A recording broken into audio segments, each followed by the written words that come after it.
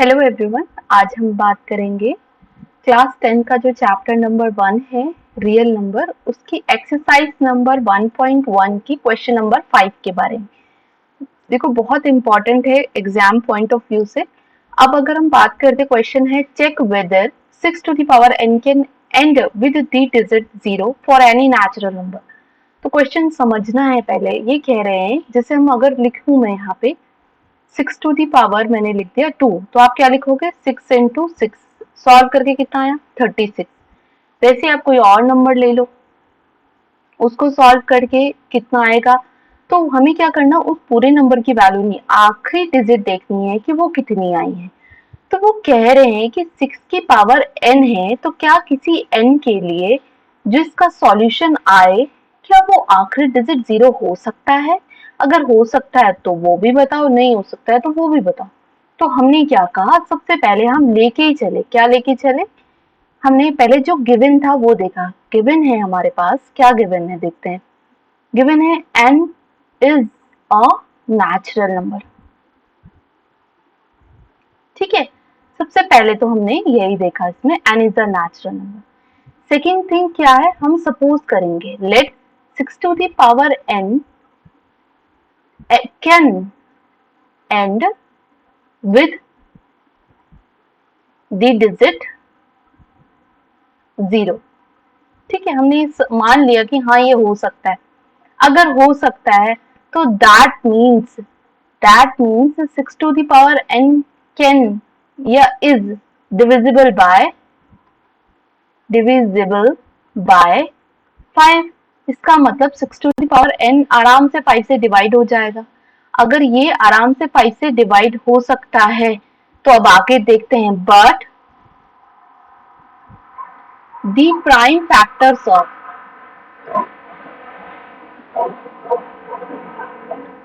6 are 6 के, अगर मैं प्राइम फैक्टर्स पूछूं तो सबको पता है क्या क्या होते हैं, 2 एंड 3 होते हैं। क्या क्या होते हैं, 2 एंड 3, बस सिर्फ दो ही होते हैं।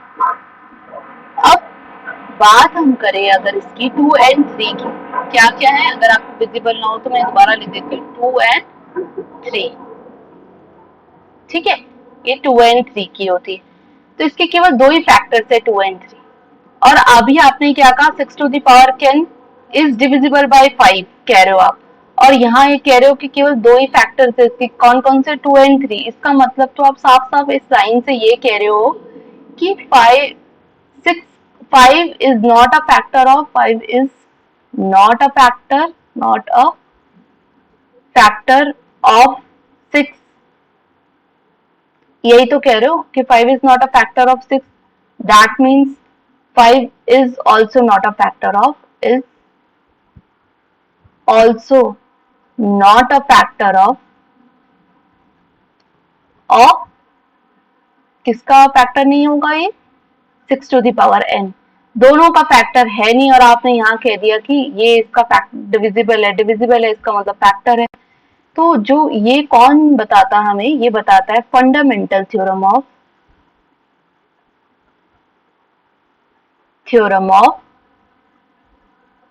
Arithmetic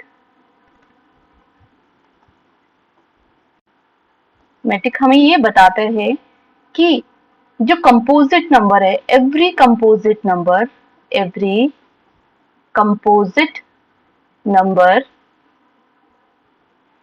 can be expressed as a product of prime numbers। ठीक है, prime numbers, and this factorization will be unique।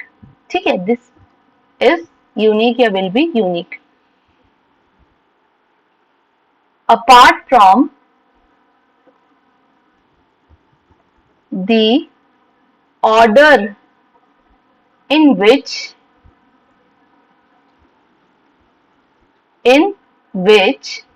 the prime factors occur, right. तो ये हमें कौन बताता है? फंडामेंटल थ्योरम ने अभी ये कहा कि ये यूनिक होना चाहिए और आपको उसको प्राइम फैक्टर की फॉर्म में जो है आप इसको प्रोडक्ट की फॉर्म में लिख सकते हैं। तो जब मैं 6 को लिखना चाहा तो केवल 2 एंड 3 के फैक्टर्स आ रहे थे, 5 तो कहीं आ ही नहीं रहा है और 0 होने के लिए 5 होना जरूरी है। तो आप सिंपल से लिखोगे so are our assumption are wrong. Our assumptions are wrong. That means 6 to the power n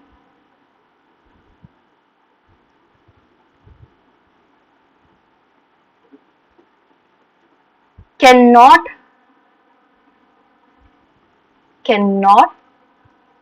end with the digit 0. That's it. और यही क्वेश्चन आपको 4 की पावर n में या किसी और क्वेश्चन में भी आपको ये देखने को मिलेगा। तो इस क्वेश्चन को थोड़ा सोच समझ के और इसी पैटर्न से करिएगा तो बिल्कुल करेक्ट वे में। एक फॉर्मेट याद कर लो आप कि हाँ इसके बाद हमें ये चीजें करनी है, समझ समझ के आप करो तो आप कर सकते हो। Thank you.